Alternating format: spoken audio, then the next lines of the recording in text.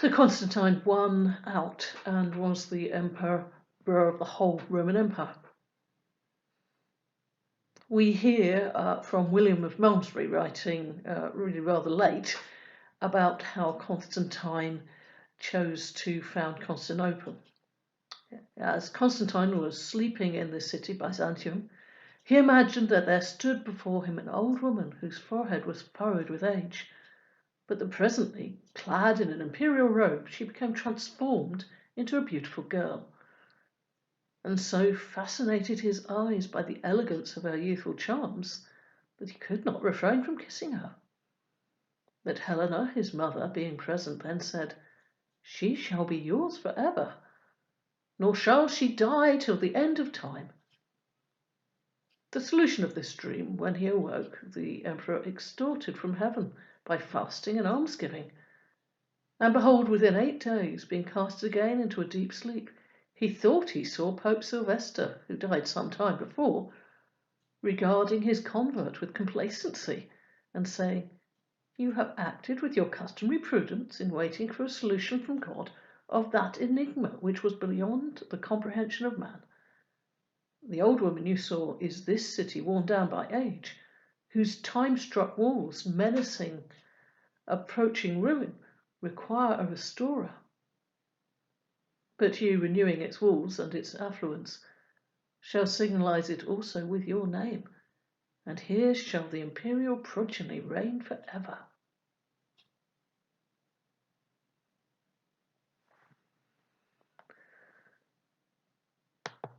Byzantium was a city that had been built in the time of Septimus Severus and modelled on Rome. Constantine chose it as his capital, perhaps for the religious reasons above, but it may have been for pragmatic reasons. There was increased activity of Germanic and Frankish tribes on the borders of the empire in the west, and so the safer area was the east. Over time, it became known as the Second Rome. And when Constantine died in 337, his sons split the empire.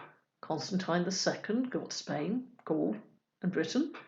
Constans I, Italy, Africa, Illyricum, Macedon, Achaea, so that's Greece. And Constantine II got the east, Turkey, Israel, that sort of area. In 360, Constantinople became the capital of the Roman Empire, as Constantius' brothers died, and he gained control of their areas. He named his brother-in-law as Caesar of the western half of the empire in 355. After Constantius died in 361, Julian reunited the empire and tried to restore it to pagan worship.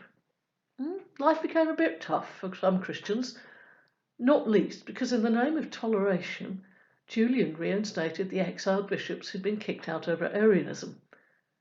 The dispute flared up again. After he died without a successor, the army elected a little-known army officer called Jovian as emperor, but he died in 364.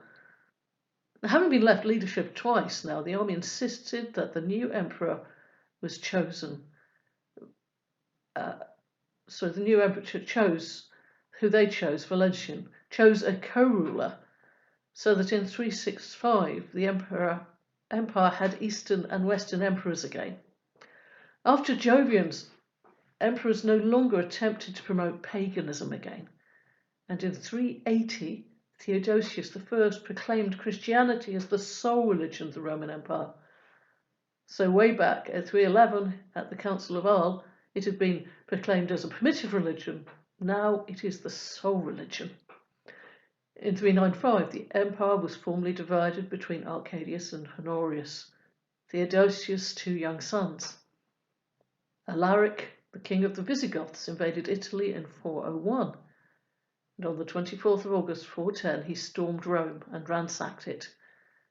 For the first time in 800 years, Rome had been taken by a foreign enemy. Some pagans blamed the sacking of Rome on punishment by the gods. Augustine countered this in his book, The City of God, with the idea that the Roman Empire actually was 2 cities, the city of God and the city of man. the loss of goods could not devastate them because they, Christians, were part of the city of God. And yet the two cities coexist inseparably in this world. And Rome was recovered after Alaric withdrew and the Western Emperor withdrew to Ravenna. Gaul and Britain fell to invading tribes, perhaps. In 452, Attila the Hun invaded Italy, but was persuaded by Pope Leo I to withdraw.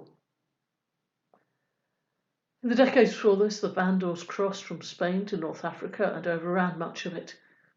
In 455, they crossed the sea to Rome.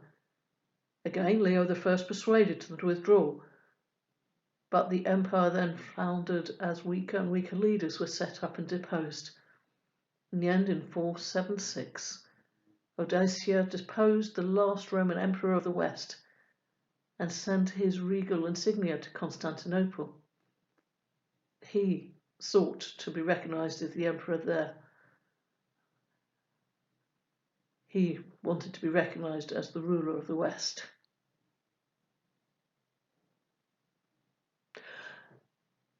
Now, a question. Should the church be under the authority of the local ruler, or the local ruler be under the authority of the church? What do you think? This only became a serious question once Christianity had been accepted by the local authorities as at least valid. Vast swathes of the Old Testament can be used to back the idea of the secular ruler being an authority over the church from David onwards. Yet the church leaders could also claim biblical backing for their being the top authority, from Samuel, for example.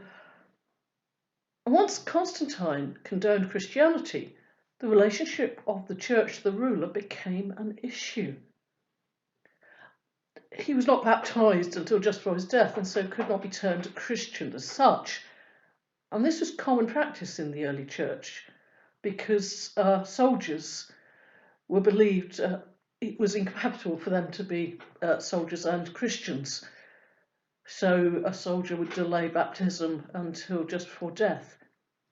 But Constantine had his authority from the army, and so he couldn't cease to be a soldier and so antagonize them. So, as I say, he formally put off becoming a Christian. Also, some believed that sin after baptism could not be forgiven, so many postponed baptism. But the Council of Nicaea was called at his say. And later emperors were also called on by the church to try and quell their opponents. The issue was seen as particularly important in the eastern part of the empire, and the Eastern Church, led by Constantinople, was seen as fair game by the Emperor of the East. Meanwhile, Rome continued to be important. In the 2nd century, Irenaeus presented a succession list for the bishops of Rome. He described it as the very ancient and universally known church founded and organized at Rome by the two most glorious apostles, Peter and Paul. And because it was the center of the empire in those days, Christians from all over the world were to be found there. And so it was seen as a microcosm of the whole. Prominent Christians such as Ignatius, Justin Martyr, Tertullian, Origen made their way there. It was the only Western church to have received a letter from an apostle, and Luke's account of Paul's journey there was also used by some to show its importance. Once Jerusalem fell in AD 70, and Jerusalem became a pagan city, Rome took on the focus of the church. The first bishop to claim special authority as Bishop of Rome was Stephen in his dispute with Cyprian.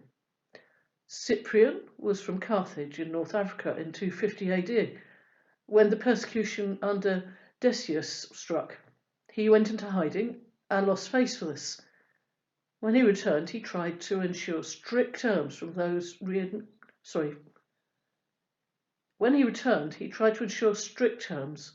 for readmitting those who buckled under persecution. Dissidents split off, and Cyprian wrote the unity of the Catholic Church to oppose them. In AD 255, Cyprian opposed Stephen of Rome over the question of whether baptism by those outside the mainstream of the church was valid. Cyprian believed not.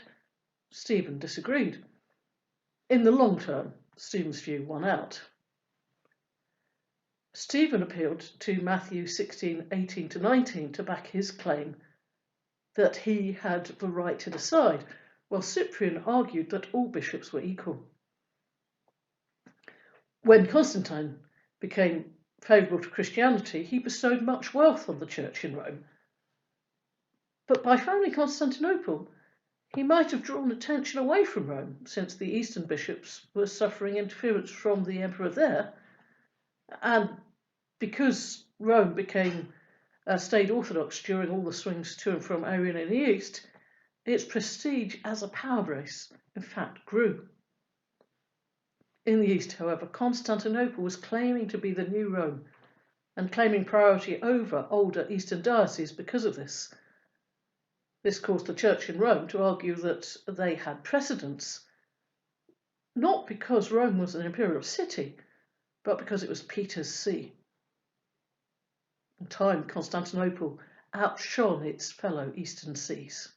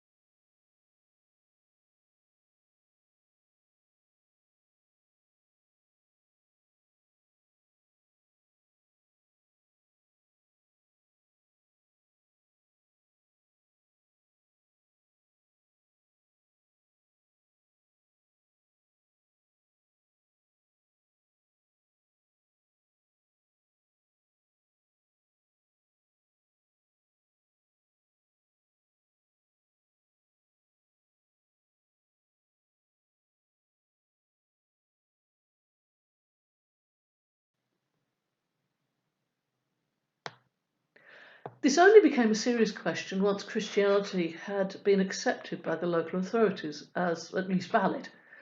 Vast swathes of the Old Testament can be used to back the idea